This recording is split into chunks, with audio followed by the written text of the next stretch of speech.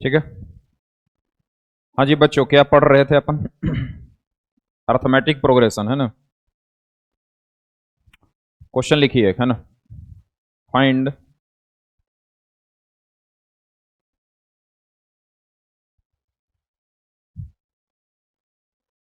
Some of all integers from 1 to 100 which are divisible by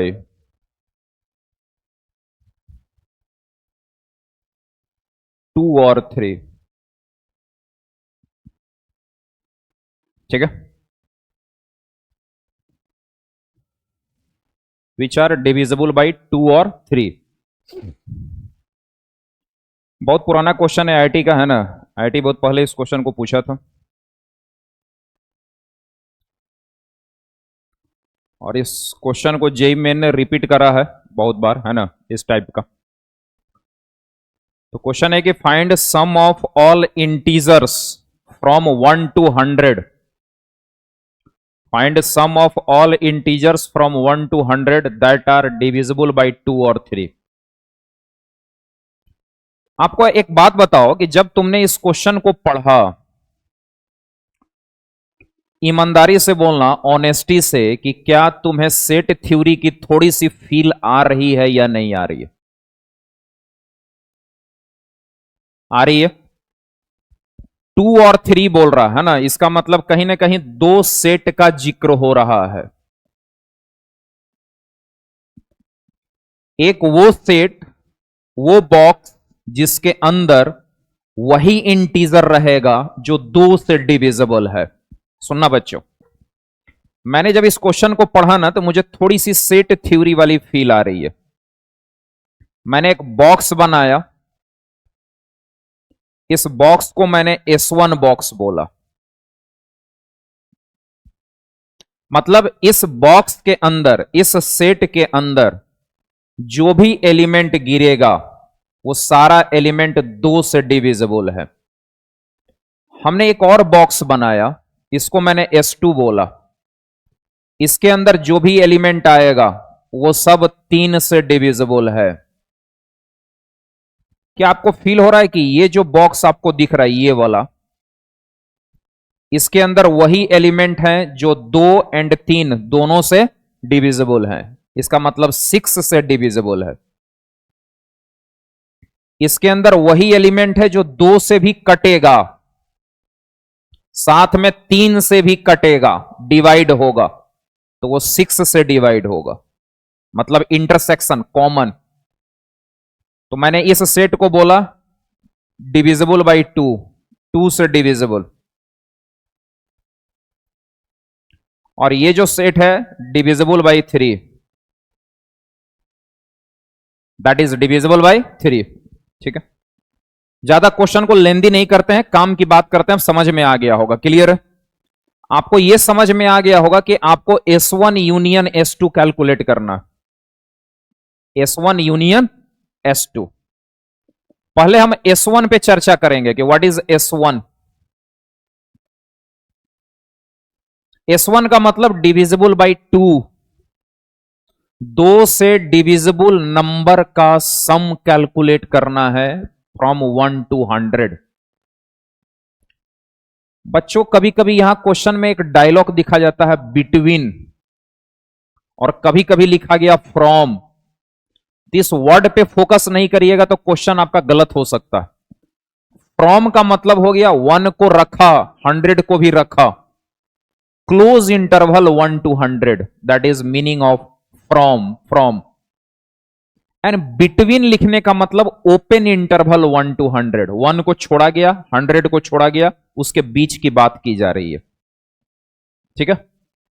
तो 2 से divisible number क्या क्या आएगा? 2, फिर 4, फिर 6, up to what? Up to 100, up to 100। Clear?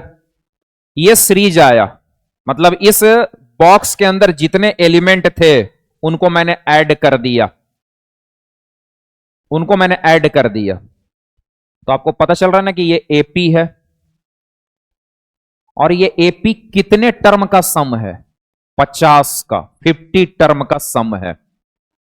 सही बात है सर, ये 50 टर्म का सम है, तो formula will be 50/2 into first term plus last term, ये भी एक फॉर्मूला है। 102/2 कितना हो गया? 51। सही है ना? और ये कितना हो गया? 5, और 5 और 5 25, ये आंसर आया। जो 2 से डिविजिबल होंगे उनका सम इज 25, 50। अपन S2 की बात करते हैं। S2 का मतलब इस सर्कल के अंदर जो भी एलिमेंट है उनको ऐड कर देना है। तो इसके अंदर वही एलिमेंट है जो 3 से डिविजिबल है, तो दैट इज 3, 6, 9। 100 तो नहीं जा सकता, 100 इज नॉट डिविजिबल बाय 3, तो ये सीरीज कहां तक चलेगा? 99।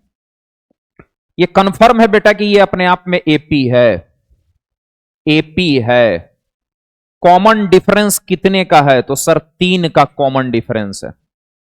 तो एपी में कितना टर्म हुआ ये? तो 33 टर्म है। तो 33 का सम क्या होगा? 33/2 first term plus last term. Now 99 plus 3 102/2 मतलब 51, तो 33 इंटू 51, तो 51 इंटू 33 कितना आएगा? जल्दी देखो, 3 और 5 और 3 15, दिस इज 3, 5 और 3 15, तो 3, 8, 6, 1 1683। सही है ना बच्चों? देख लीजिएगा कैलकुलेशन, है ना? अब आपको क्या लग रहा है कि क्वेश्चन का डिमांड क्या है? क्वेश्चन का डिमांड S1 इंटरसेक्शन S2 का है या S1 यूनियन S2 का है?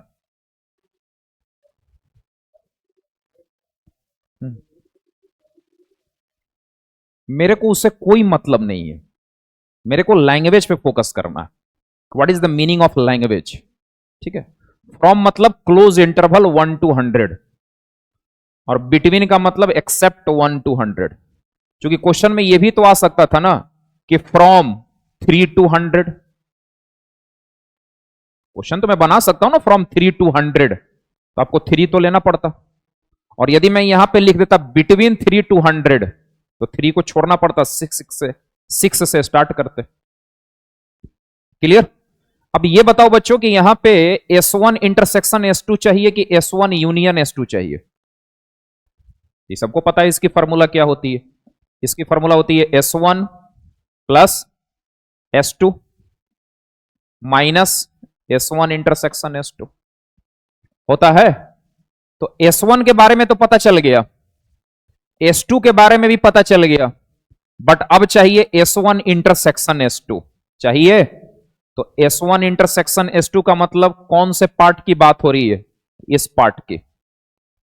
तो इसके अंदर वो एलिमेंट आएंगे जो 2 से भी डिविजिबल हैं, साथ में 3 से भी डिविजिबल हैं। तो 2 से भी डिविजिबल, साथ में 3 से भी डिविजिबल, मतलब 6 से। तो that is what? 6, 12, 18 and up to 96। 96 तक ही चलेगा, इसके बाद तो फिर 102 आ जाएगा। इसका मतलब ये पूरा का पूरा मसाला एपी का है, और एपी में कितने टर्म का सम है? तो 16 टर्म का सम है, 16 टर्म का। That is 16/2 first term plus last term. 16 into 51, तो भाई इधर कर लो, 51 इंटू 16 मतलब 6, 5 और 6 30, और 1 और 5 6, 1 और 8 816। सही है? अरे यार कितना आ गया? 816। 816। नाउ अकॉर्डिंग टू क्वेश्चन, अब आप समझ गए होंगे कि मेरा डिमांड है S1 यूनियन S2 का। तो S1 that is 25 50, plus S2 that is 1683 और माइनस S3 दैट इज 816 और जो भी आया वो आपका आंसर है। मैं समय बर्बाद करने नहीं जा रहा। Concept clear? चलिए,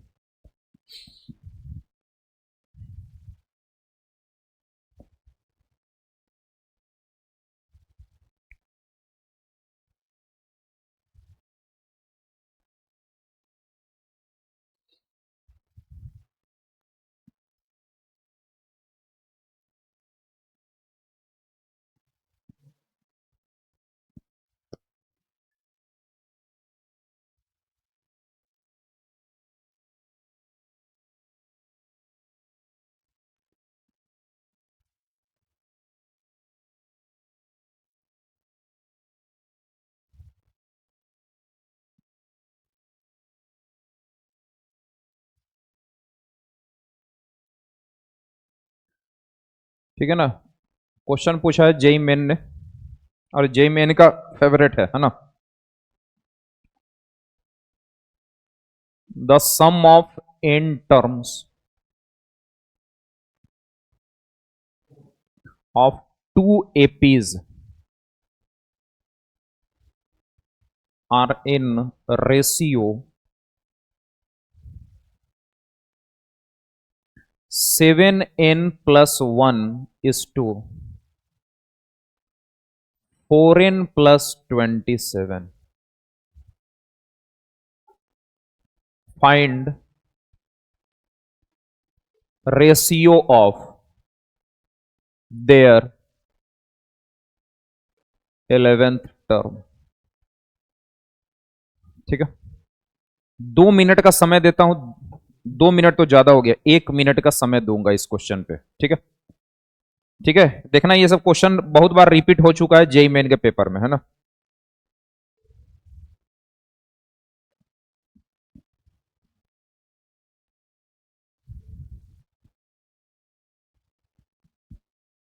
within 1 minute if anyone can answer then yeah it is good। Question को बढ़िया से पढ़िएगा। 2 AP की बात हो रही है ना। 2 AP में एन टर्म के सम का रेशियो गिवन है एंड इट इज आस्क्ड कि what is ratio of their 11th term.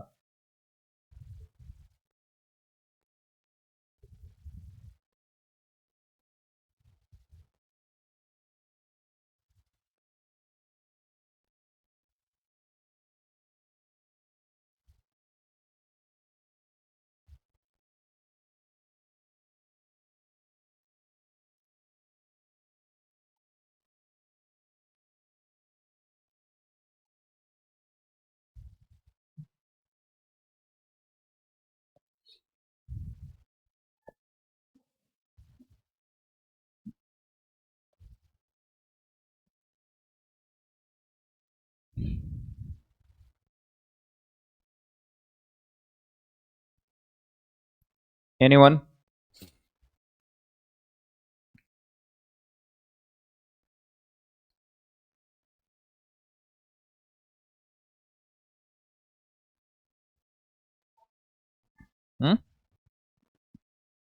हाँ, थोड़ा सा सोचो, खोपड़ी लगाओ।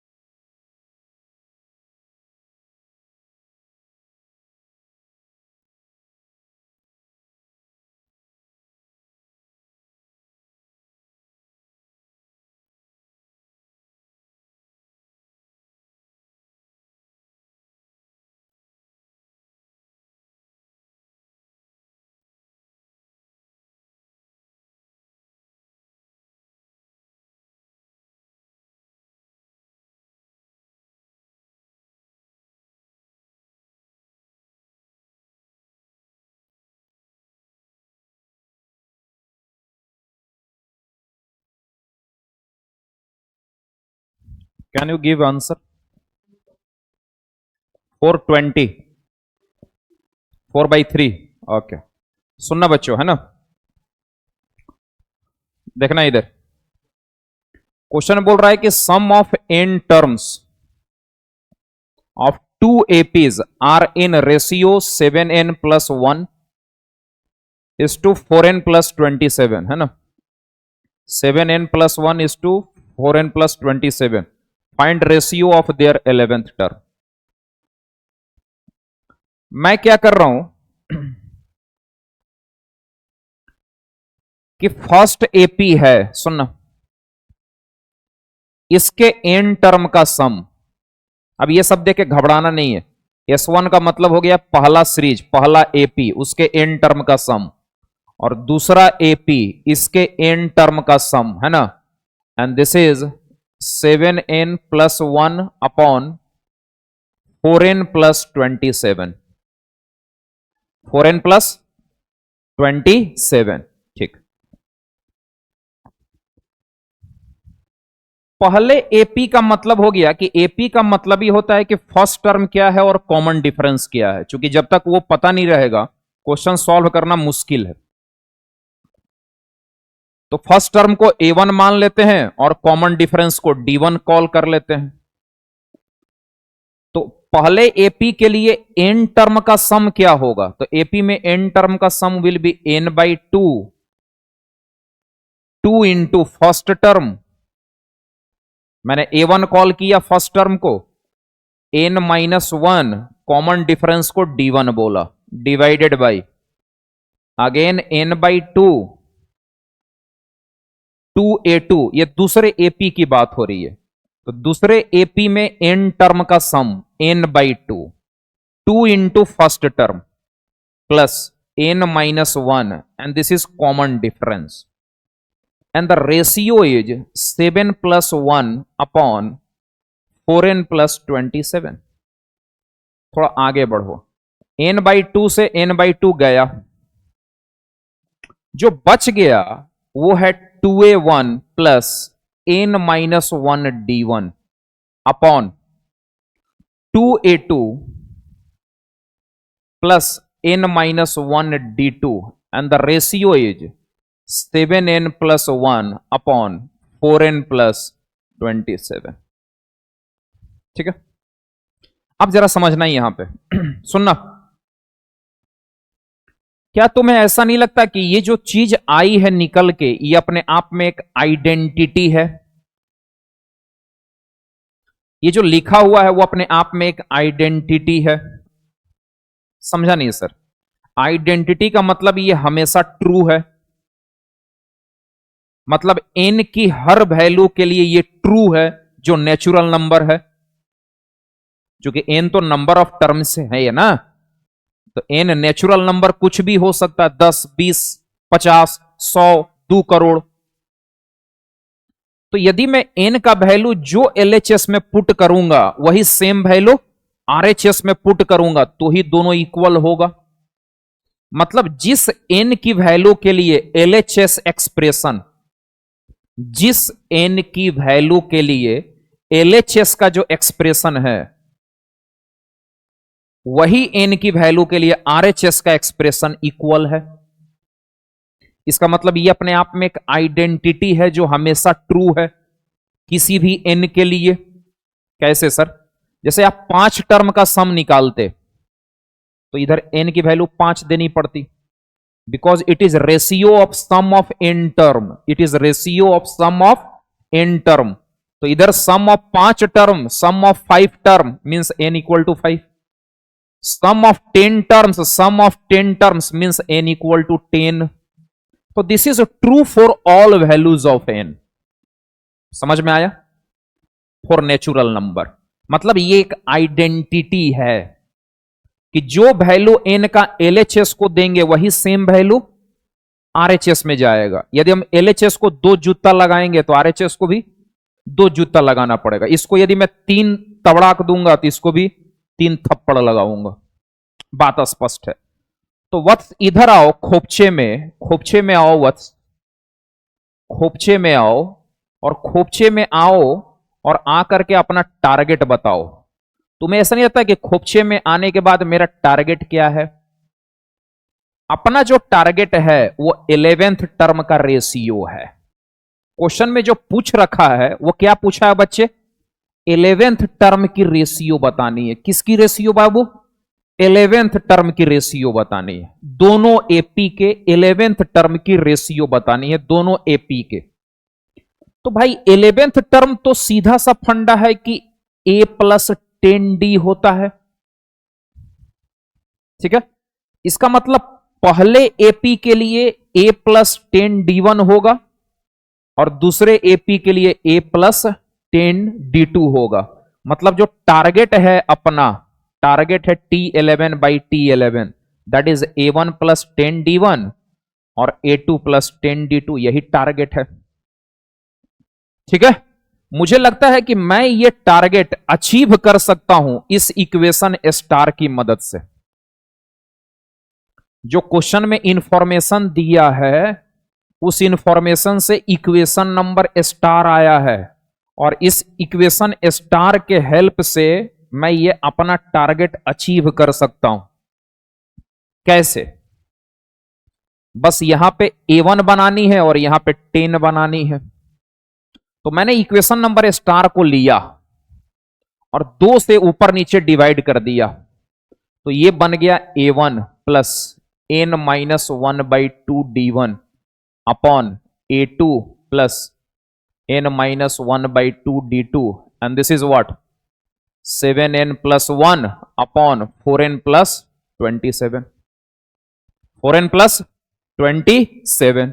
अब सुनना, तुम्हें ऐसा नहीं लगता है कि ये टारगेट अचीव करने के लिए इस जगह पे 10 होना पड़ेगा? तो यहां पे मैं लिख दूंगा n माइनस 1/2 की वैल्यू 10 हो जाए, और जैसे ही ये 10 होगा तो n की वैल्यू 21 आएगी। मतलब आप n की वैल्यू यदि 21 इस एक्सप्रेशन को दोगे, LHS को n की वैल्यू 21, तो जो ये टर्म आपको देगा वो ये देगा, और ये कुछ नहीं है, दोनों एपी के 11th टर्म का रेशियो दे देगा। मतलब n इक्वल टू 21 पे आपका टारगेट अचीव हो जाएगा। तो समझ में आ रहा ना, रेशियो कितना आ गया? n के जगह 21 पुट कर देंगे, 7 into 21 plus 1 by 4 into 21 plus 27। इसको सिंप्लीफाई कर लीजिएगा, जो आया वो आंसर। क्लियर? समझ में आया टेक्निकल कहानी? टेक्निकल कहानी इस क्वेश्चन की यहीं पे थी। नहीं समझ में आया तो वीडियो दोबारा देखिएगा, रिकॉर्डिंग तो जा ही रहा।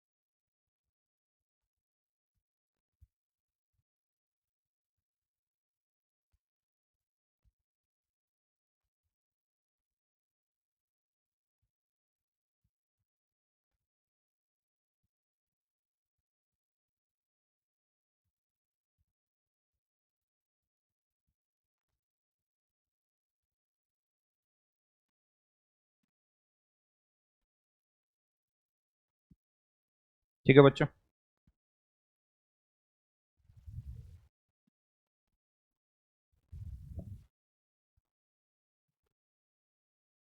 नेक्स्ट क्वेश्चन पे आते हैं, है ना।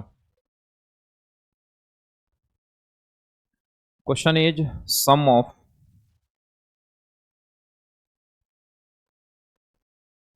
First 3 terms of an AP is 27 and sum of their square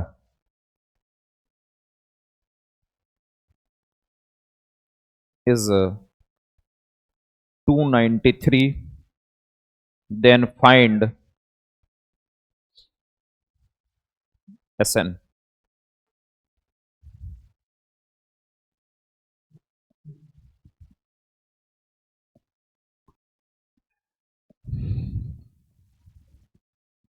then find Sn, है ना।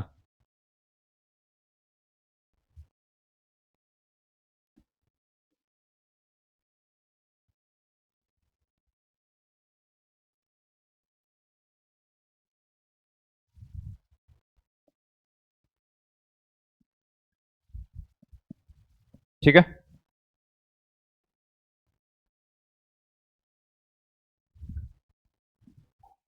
Find Sn। तो सम ऑफ फर्स्ट 3 टर्म्स, है ना, कल नोट लिखाया था अपन ने, है ना, उसी पे चर्चा होगी।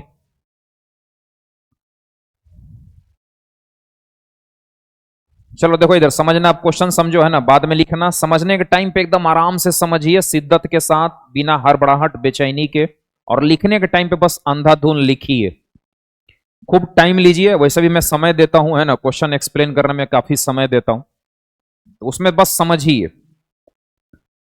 कुछ छूट भी जाए तो कोई टेंशन नहीं है ना, क्योंकि आप वीडियो देख करके लिख भी सकते हो, बट समझ में आनी चाहिए, है ना।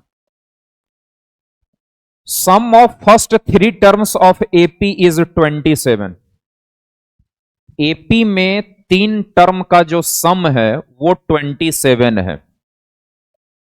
ठीक है सर, तो आपको पता है ना कि एपी में 3 टर्म क्या एज्यूम करेंगे, A minus D first term, second term will be A, and the third term will be A plus D. These are 3 terms of an AP. ये एपी के 3 टर्म्स हैं। क्लियर? कोई बच्चा कहेगा कि गुरुदेव सर, क्या मैं एपी में 3 टर्म ए प्लस डी और ए प्लस 2d नहीं मान सकता इस क्वेश्चन को सॉल्व करने के लिए? आंसर इज यस, मान सकते हो। आप ये 3 टर्म एज्यूम करके क्वेश्चन सॉल्व कर लो, कोई फर्क नहीं पड़ेगा। मैंने ये सॉल्व एज्यूम करा है कि first term A minus D, second term A, और third term A plus D. According to question के according sum of first 3 terms is 27। इसका मतलब हो गया कि a minus D plus A plus D is 27। इसको ऐड करोगे तो d एकदम अमूल बटर जैसा कैंसिल हो जाएगा, और कैंसिल होने के बाद 3a is equal to 27। So the value of a is 9। Value of a is 9। Again question में कुछ और इंफॉर्मेशन है बच्चे। क्या है इंफॉर्मेशन? कि sum of their square, sum of their square का सम।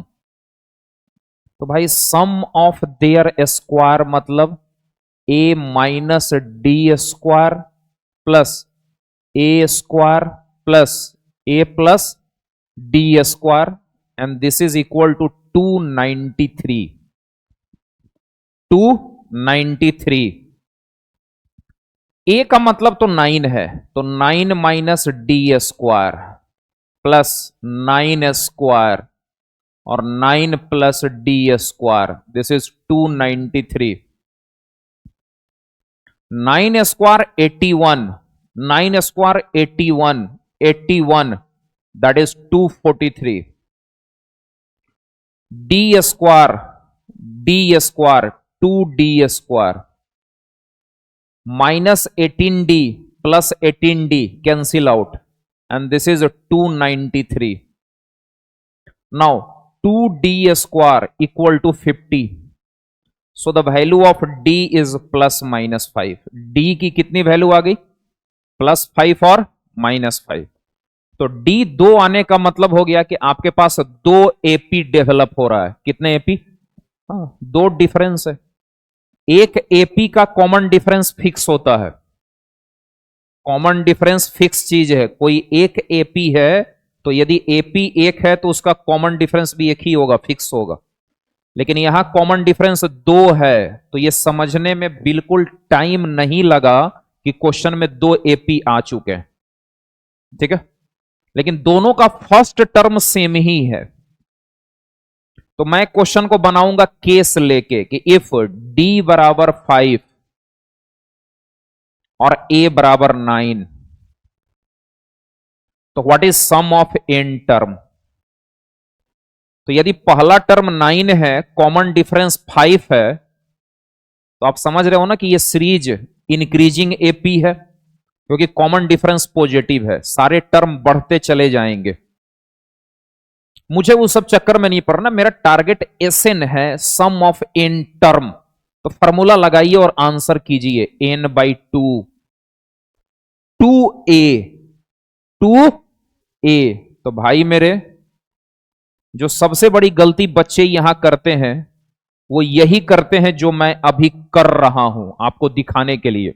और कोई भी बच्चा मुझे टोक नहीं रहा, नॉक नहीं रहा कि सर गलती हो रही है.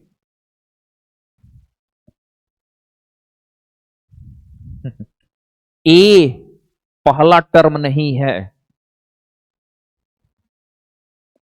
लेकिन होता क्या है कि जब आप इतना एपी पढ़ लोगे, क्वेश्चन बना लोगे, तो गलती यह हो जाता है कि जैसे ही ए आएगा तो बच्चे को लगता है यही फर्स्ट टर्म है. अब ये फर्स्ट टर्म है, ये कॉमन डिफरेंस है, वो तुरंत आंसर निकालेगा. और जो आंसर निकालेगा वो भी ऑप्शन में रहेगा. सोचने का टाइम नहीं है. बहेलिया आया, जाल बिछाया और आप फंस गए हो. समझ में आया? D5 लेके क्वेश्चन सॉल्व कर रहे हैं. तो यदि मैंने D की वैल्यू 5 ली है तो जो फर्स्ट टर्म है बच्चे AP का वो A माइनस D है. देखो, ठीक है, इसका मतलब है कि वो 4 है. क्लियर? तो सम ऑफ n टर्म क्या होता है? n by 2. 2 into first term. 2a मतलब फर्स्ट टर्म. तो दैट इज 2 इंटू 4 8.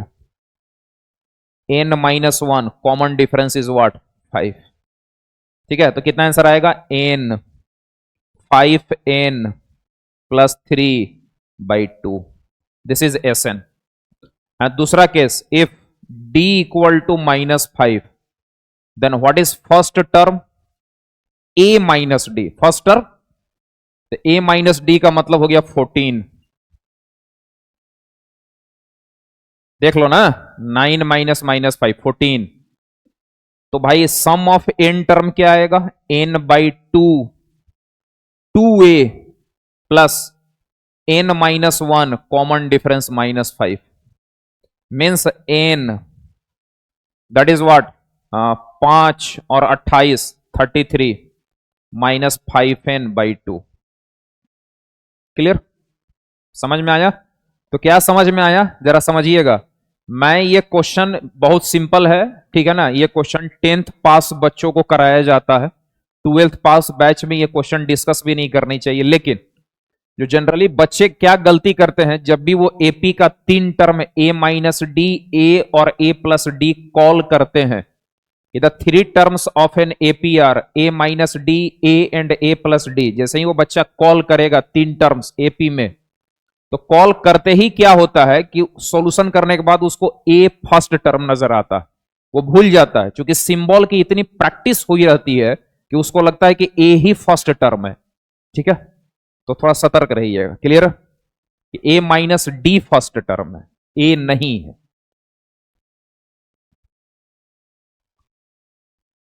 हाँ, वो पर्दा सही कर दीजिए पीछे, है ना, क्योंकि क्लास लेक्चर रिकॉर्ड होता है ना, तो उसका स्क्रीन पर रिफ्लेक्शन आता है.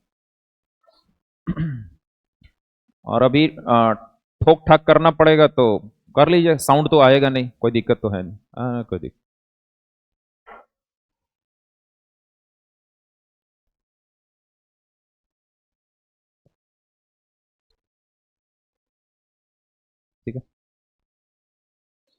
आप इस क्वेश्चन को सॉल्व करने के लिए ए प्लस डी और ए प्लस 2d भी कॉल कर सकते हैं, कोई प्रॉब्लम नहीं है, लेकिन उसमें इक्वेशन थोड़ा लेंदी जाएगा। ठीक है, आपको इक्वेशन को सॉल्व करना पड़ेगा टाइम लेके। उसका भी अपने जगह पे बहुत एडवांटेज है, ए प्लस डी और ए प्लस 2d का बहुत एडवांटेज है ना। बढ़िया बढ़िया क्वेश्चन उसी मेथड से बनेगा, ए प्लस डी और ए प्लस 2d से। क्वेश्चन जब एपी और जीपी की मिक्स होके आती है ना, तो मेथड बड़ा शानदार हो जाता है। बच्चे बड़ी कंफ्यूज हो जाते हैं कि यार कैसे क्वेश्चन पे आगे बढ़ा जाए, वो इंपॉर्टेंट हो जाता है, आगे कैसे बढ़ा जाए।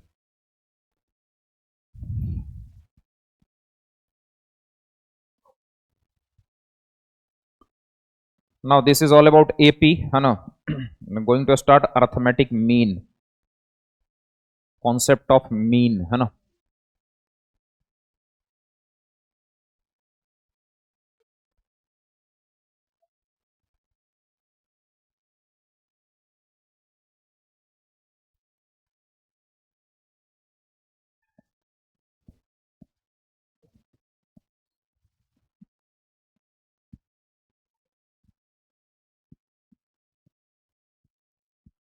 अर्थमेटिक मीन, है ना।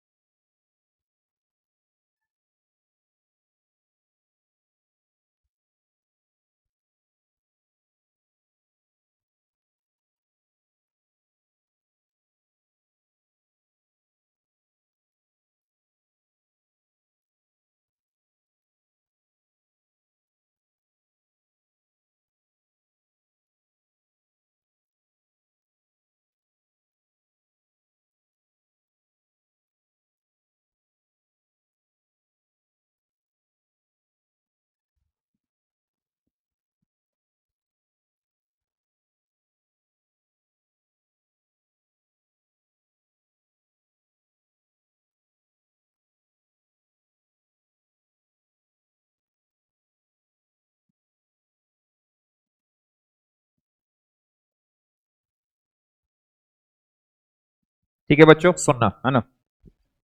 अरिथमेटिक मीन का क्या कॉन्सेप्ट है जरा समझिए। दो पॉजिटिव नंबर दिया हुआ, इधर देखो पहले, है ना, लिखना बंद करो, पहले समझो। दो पॉजिटिव नंबर है मेरे पास, ठीक है।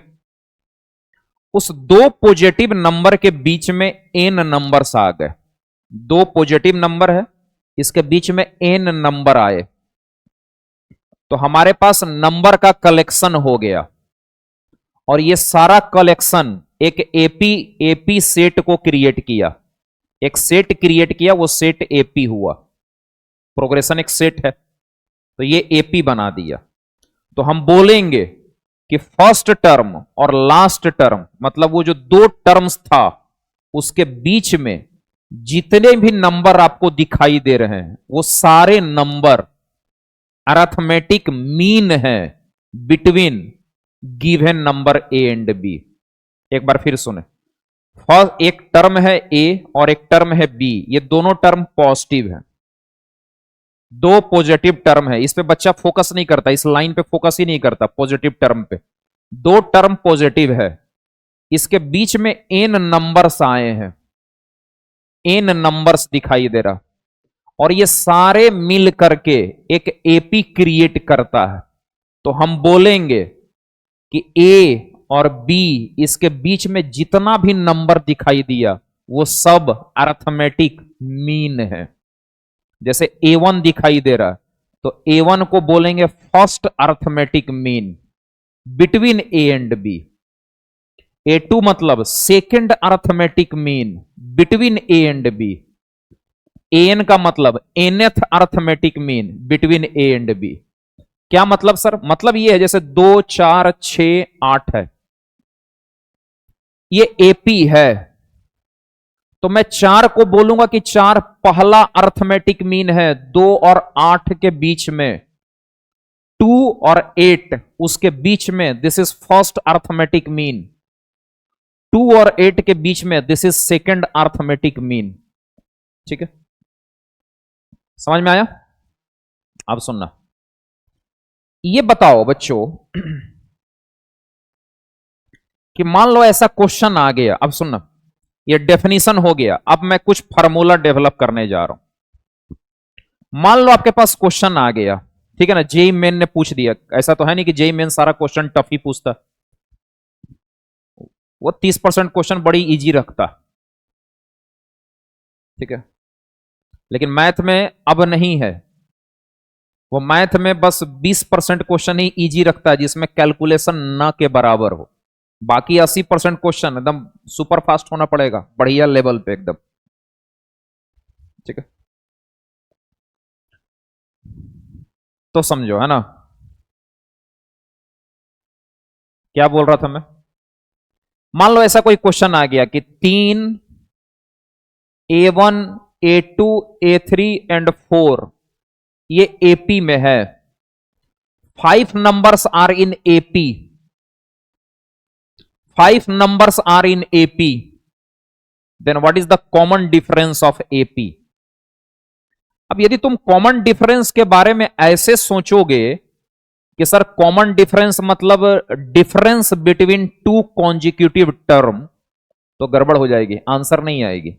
अब ये नहीं बोल सकता कि कॉमन डिफरेंस हो गया A1 माइनस 3 A2 माइनस 1, वो कॉमन डिफरेंस तो है ही, लेकिन आंसर में थोड़ी लिखेंगे कि common difference is A2 minus A1।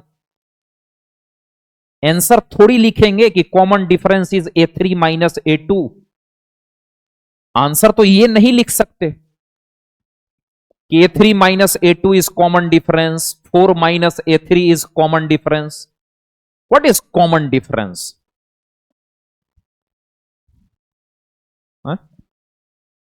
1/4, good.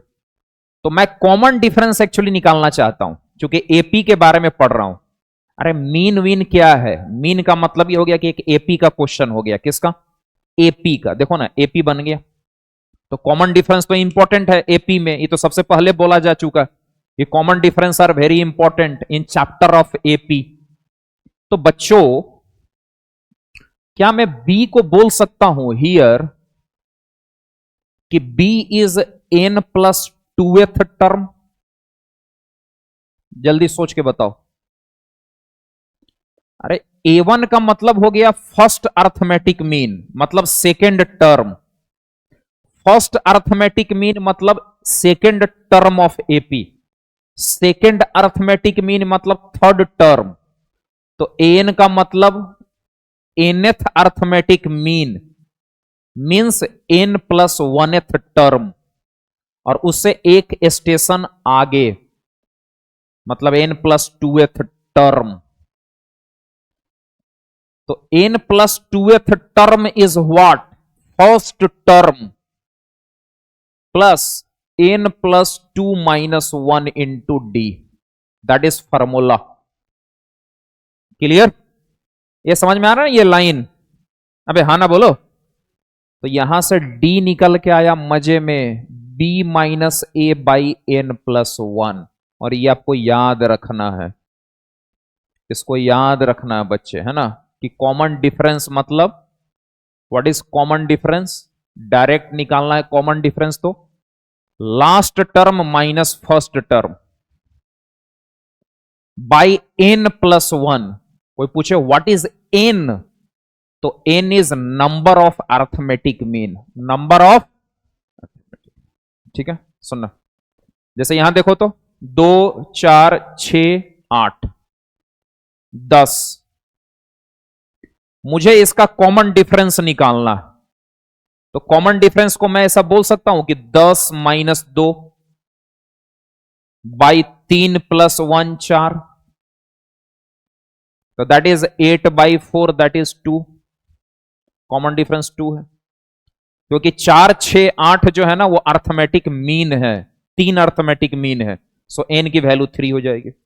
हाँ समझ में आ गया सर, समझ में आ गया सर, एकदम समझ में आ गया। बच्चे बोर होना सीखिए, टॉपिक पे बोर होना सीखिए, बार बार पढ़िए, revision again and again and again. अब सुनना, इस पे मैं एक छोटा सा क्वेश्चन करा देता हूं, है ना, as example, find 4 arithmetic mean between 3 and 10। 4 arithmetic mean calculate करना है बिटवीन 3 and 10। सुनना, इस क्वेश्चन का शुरुआत हम कैसे कर रहे हैं वो इंपॉर्टेंट है, मैं इस क्वेश्चन का सॉल्यूशन कैसे कर रहा हूं, क्या फील करके लिख रहा हूं, वो इंपॉर्टेंट है। क्वेश्चन में बोला गया कि 3 और 10 के बीच में 4 अर्थमेटिक मीन निकालना, तो भाई पहला टर्म 3 हो गया, लास्ट टर्म 10 हो गया, और इसके बीच में 4 अर्थमेटिक मीन आ गए, A1 A2 A3 और A4, कॉमन दे दीजिएगा सब में, ठीक।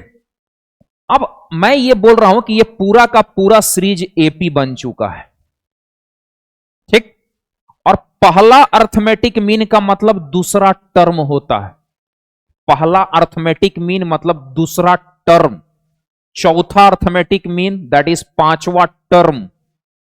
तो भाई कोई भी टर्म AP का लिखना हो बच्चों, तो किसी भी टर्म को लिखने के लिए कॉमन डिफरेंस की बड़ी जरूरत है, और कॉमन डिफरेंस मेरे पास है, that is 10 minus 3 and divided by 4 plus 1, that is 7 by 5। Clear?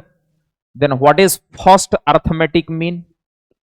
First arithmetic mean मतलब सेकेंड टर्म, सेकेंड टर्म का मतलब A प्लस डी, ए का मतलब 3 और D का मतलब 7 बाई 5।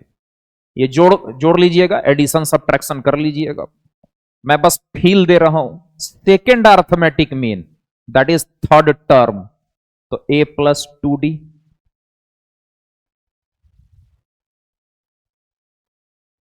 बात समझ में आ गई? क्लियर? अब एक और नोट में फॉर्मूला डेवलप कर लेते हैं, है ना, sum of n arithmetic mean, sum of n arithmetic means, n arithmetic mean का सम, ठीक है। इसका मतलब मैं क्या निकालने जा रहा हूं बच्चों, A1 plus A2 plus A3 and dot dot dot what is AN। क्या आप ये निकाल सकते हो? Answer is yes. क्यों निकाल सकता हूं? क्योंकि ये अपने आप में AP का क्वेश्चन है। किसका? AP का। ये बच्चों अपने आप में AP का क्वेश्चन है सर, क्योंकि सारे टर्म AP में है, तो दिस इज AP का n टर्म का सम, AP का n टर्म का sum, and that is n by 2। First term plus last term, first term का मतलब फर्स्ट अर्थमेटिक मीन, मतलब second term of AP, AP का सेकेंड टर्म, ठीक है। n का मतलब n plus 1th term, term n plus 1th, and you can calculate, I am not going to waste my time, so this is A plus B। एक शानदार formula आता है जिसको आपने याद रखना। समझ में आ रहा? दो बातें आपको याद रखनी है, यदि कोई सीक्वेंस AP में है तो फर्स्ट और लास्ट टर्म के बीच में जितने टर्म्स आएंगे वो सब अर्थमेटिक मीन होंगे, और इसका common difference B minus A by n plus 1 होगा, and sum of n arithmetic mean is n by 2 first term plus last term. चलिए come on, note down.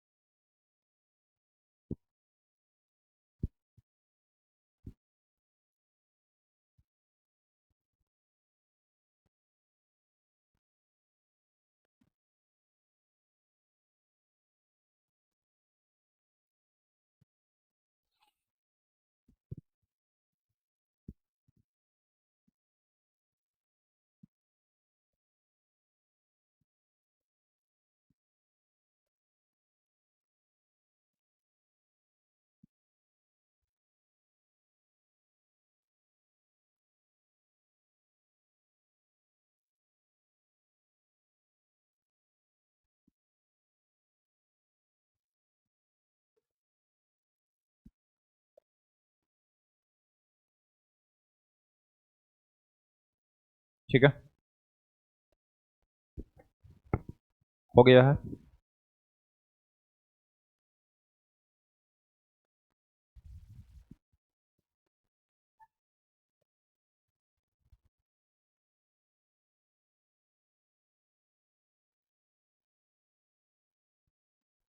Note में दो बातें लिख लेनी है ना, दो वीआईपी नोट हैं इस चैप्टर के। First, single arithmetic mean between a and b. Of course a is positive, b is positive,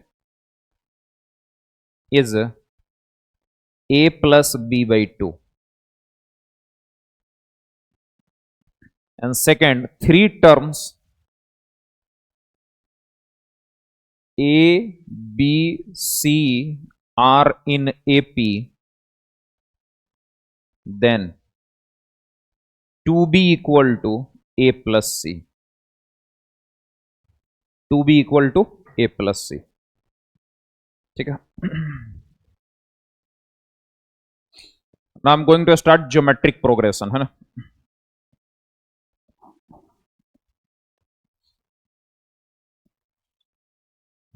थोड़ा फास्ट लिखिए। पर डे रिवाइज करिए, है ना। पर डे रिवीजन बहुत इंपॉर्टेंट है। मॉड्यूल का सीट का 2 क्वेश्चन भले आप कम बनाइए, हालांकि बनाना तो बिल्कुल नहीं चाहिए, लेकिन 2 मिनट ज्यादा नोटबुक रिवाइज करिएगा मेरा, है ना।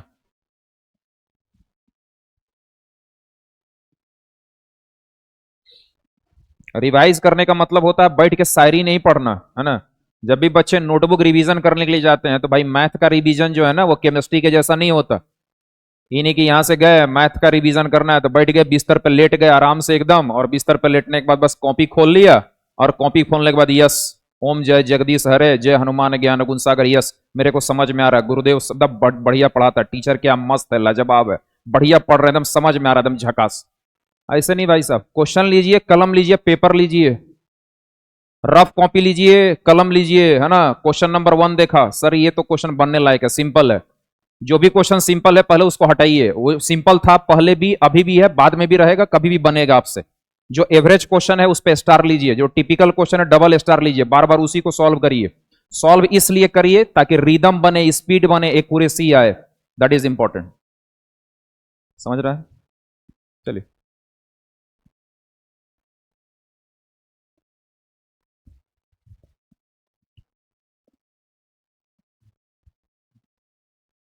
सुनो, ये ए और बी के बीच में सिंगल अर्थमेटिक मीन निकालना हो तो that is a plus b by 2। और ये नोट बड़ा इंपॉर्टेंट है ना, ये मैक्सिमम क्वेश्चन में अप्लाई होगा कि 3 टर्म्स दिया है, वो 3 टर्म्स एपी में है। 3 टर्म्स किस में है? एपी में है। तो बीच वाले का डबल इक्वल टू साइड वाले का सम। ठीक है, 3 टर्म ये आपको मैक्सिमम क्वेश्चन में नजर आएगा, कहीं ना कहीं आपको आएगा, मैक्सिमम क्वेश्चंस में नजर आएगा कि 3 टर्म्स आर इन एपी। तो बीच वाले का डबल इक्वल टू साइड वाले का सम। कैसे आ रहा है ये? तो 2 तरीकों से आ रहा। पहला, कॉमन डिफरेंस से।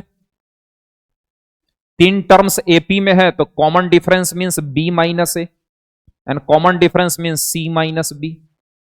तो दैट इज बी और B two B equal to A plus C. और दूसरा एक प्रॉपर्टी पढ़ाए थे, स्टार्टिंग से सेकेंड टर्म और लास्ट से सेकेंड टर्म का जो सम होगा, स्टार्टिंग से सेकेंड और लास्ट से सेकेंड टर्म का जो सम होगा वो first term plus last term होगा। ठीक है, समझ में आया?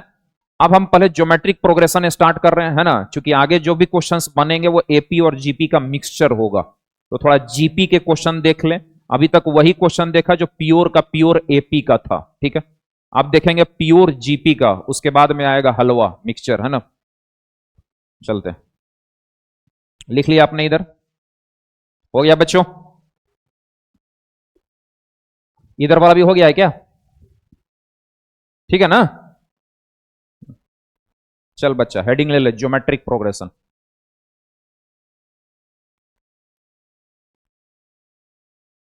Geometric progression.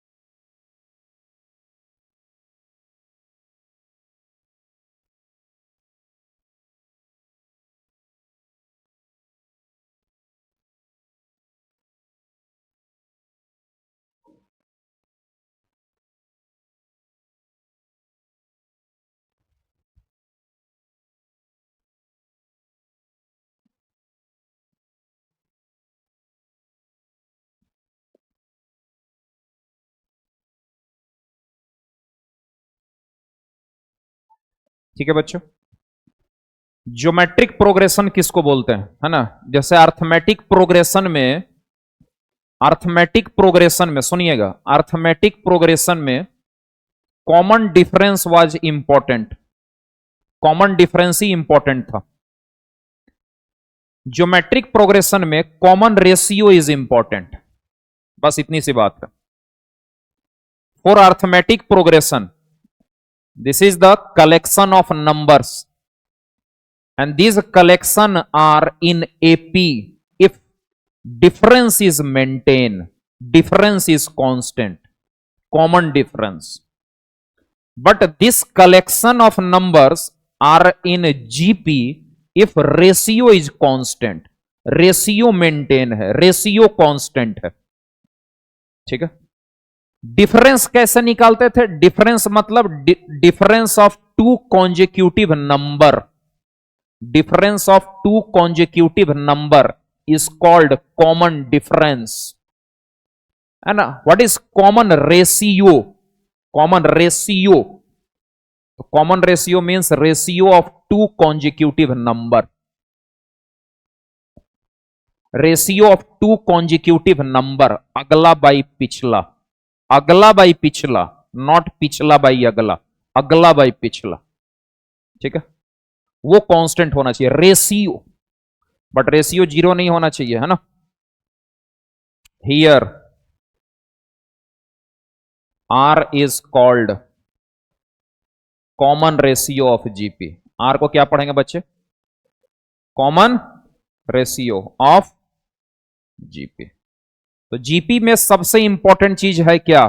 जब भी हम जीपी का क्वेश्चन सॉल्व करेंगे, पहले फिलॉसफी सुनो, है ना, लिखने होगे और सुनोगे, दोनों काम एक साथ नहीं हो सकता। जीपी में जब भी जीपी का क्वेश्चन सॉल्व करेंगे तो अपने आप से दो चीजें बात करेंगे कि फर्स्ट टर्म क्या है और कॉमन रेशियो क्या है। ठीक है, क्योंकि फर्स्ट टर्म पता होगा और कॉमन रेशियो पता होगा तो ही जीपी कंप्लीट होगी, वरना जीपी बनेगा ही नहीं। जीपी को बनाने के लिए पहला टर्म भी चाहिए और उसको बढ़ाने के लिए कॉमन रेशियो चाहिए। क्लियर? समझ में आई बात? तो कॉमन रेशियो मतलब ratio of two successive term, consecutive term. चलिए, कॉमन रेशियो जीरो नहीं होता, है ना, समझ में आया? अब इस पूरे चैप्टर में दो ही चीजें इंपॉर्टेंट है, एक संता और एक बनता। हनी बनी, संता बनता, पूरे चैप्टर की बात कर रहा हूं मैं, पूरे सीक्वेंस सीरीज की।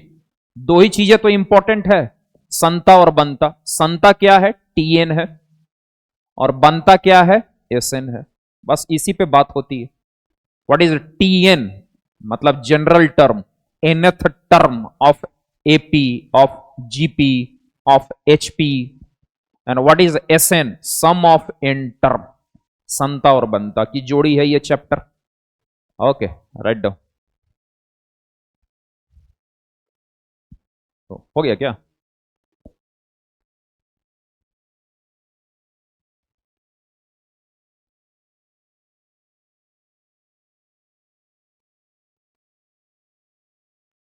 ठीक है,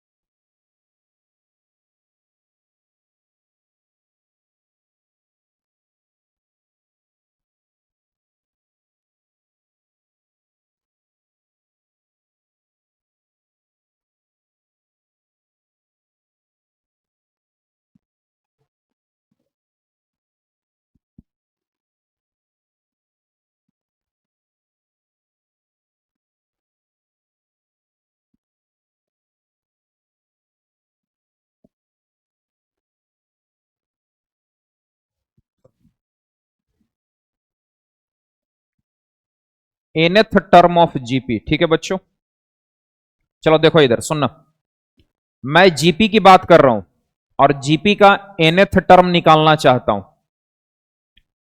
तो इसको थ्योरी मत समझो, एक क्वेश्चन समझो। मैथ में वैसे भी थ्योरी होता नहीं, सारे चीज एक क्वेश्चन ही है। तो जीपी का एनथ टर्म मेरे को निकालना है, 5वां टर्म, 10वां टर्म, 100वां term, 20th term, 19th term, कोई भी टर्म निकालना हो, पहले what is first term and what is common ratio, ये अपने आप से बात कर लेना। जब भी जीपी के क्वेश्चन में एंट्री हो, तुरंत अपने आप से बात करिए कि what is first term and what is common ratio. तो मैंने बात किया, फर्स्ट टर्म को ए माना और कॉमन रेशियो को आर बोला। इससे क्या होगा? इससे जीपी बन सकती है, जीपी बन जाएगी। First term is a, common ratio R होने से सेकेंड टर्म मिलेगा और सेकेंड टर्म ए आर होगा, तभी तो A R by A R मिलेगा, कॉमन रेशियो। तीसरा टर्म क्या होगा बच्चों? A R square, A R square. तो क्या तुम ऐसे ही करके nth टर्म नहीं बता सकते? ए आर की पावर n-1। देखो, फर्स्ट टर्म को मैं लिख सकता हूं a इंटू आर की पावर 0। फर्स्ट में 0, सेकंड में 1, थर्ड में 2, तो फिफ्थ में 4, 100 में 99, तो n के लिए n-1। This is the general formula to find nth term of GP. What? nth term of GP. मैं कई बार बता चुका हूं कि जब भी कोई फार्मूला डेवलप होता है, उस फार्मूले में जो इंग्रेडिएंट यूज होते हैं हल्दी, धनिया, मसाला, है ना, प्याज, वो सारे इंग्रेडिएंट पहचान में आने चाहिए कि ए का मतलब क्या है, जीपी का फर्स्ट टर्म, आर क्या है, कॉमन रेशियो, एन क्या है, जिस टर्म की बात हो रही है, 10वें टर्म की बात हो रही है तो एन की वैल्यू 10 है। आराम से पढ़िए, एकदम रिलैक्स होकर के, बोर होना सीखिए, बेचैनी में कोई भी कॉन्सेप्ट मत सीखिए। आईआईटी बहुत दूर चला जाएगा। आईआईटी बेचैनी का नाम नहीं है, आईआईटी बहुत बड़ा पेशेंस का नाम है।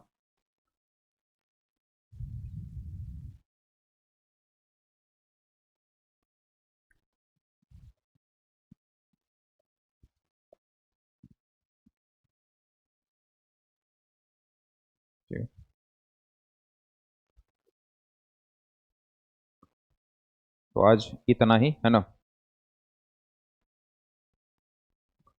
बाकी होमवर्क किए हैं क्या? लाइए मॉड्यूल लाइए तो।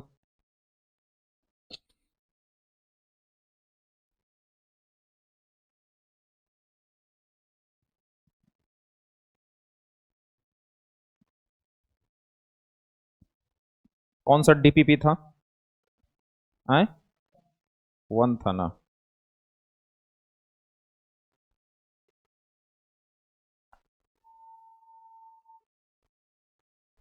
तो 1 पूरा हो गया ना, कंप्लीट बन गया ना इसमें क्वेश्चन। पूछ लो डाउट जो भी होगा। कौन सा डाउट है? 9th का ए है। 9th का ए नंबर देखो, क्वेश्चन क्या बोलता है ना। Question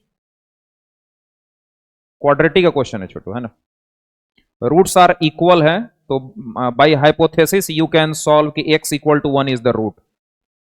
If x equal to 1 is root, then b minus c plus c minus a plus a minus b are 0. And both root are same. If first root is 1, the second root is also 1. Then sum of root will be minus b by a. ठीक है, समझ में आया? Quadratic क्या है देखो इधर, a minus b x square plus b minus c x plus c minus a equal to 0। ये बात क्लियर है कि x इक्वल टू 1 इसका रूट होगा। देख लो, ये x इक्वल टू 1 इसको सेटिस्फाई करेगा, इसका रूट हो जाएगा। तो x इक्वल टू 1 रूट होगा, ठीक है। और क्वेश्चन में बोल रखा है कि इक्वल रूट है, तो सेकेंड रूट भी 1 ही होगा। रूट्स आर रिपीटेड, तो roots are repeated, then sum of root is 2 and sum of root means minus B upon A.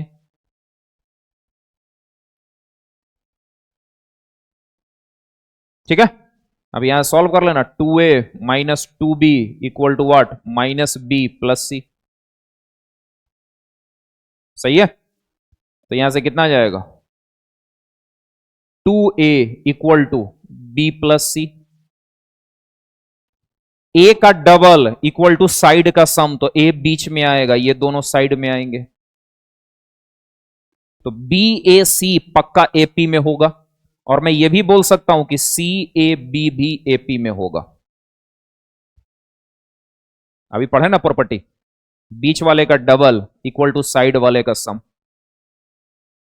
9th का ए नंबर क्वेश्चन बड़ा अच्छा है, यदि आप समझ पाए तो बहुत अच्छा क्वेश्चन है ये। कैसे? क्वेश्चन में 4 टर्म बोल रखा है बच्चों, सुनना, मैं टेक्निकल बहुत अच्छा मेथड आपको दे रहा हूं। ये बोल रहा है कि एपी में है, दिस इज एपी। 9th का क्वेश्चन नंबर ए बोल रहा है कि terms are in AP, then find value of a minus 4b plus 6c minus 4d plus e calculate करना। अब बच्चे पूरी तरह से घबरा जाते हैं, ठीक है। इतना बड़ा एक्सप्रेशन देखने के बाद बच्चे पूरी तरह से घबरा जाते हैं कि how can I solve this question.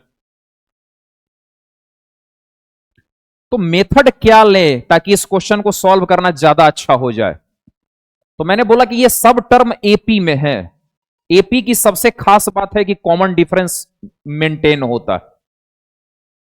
तो फर्स्ट टर्म को तो ए रहने दो, क्या मैं बोल सकता हूं second term will be A plus x?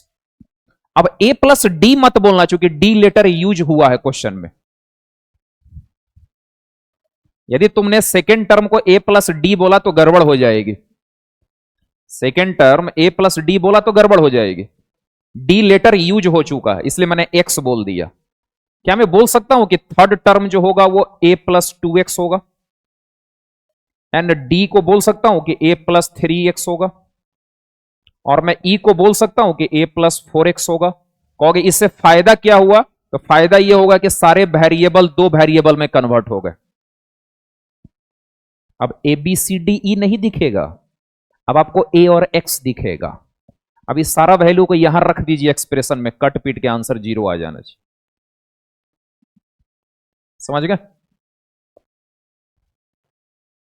चलिए आज के लिए इतना ही।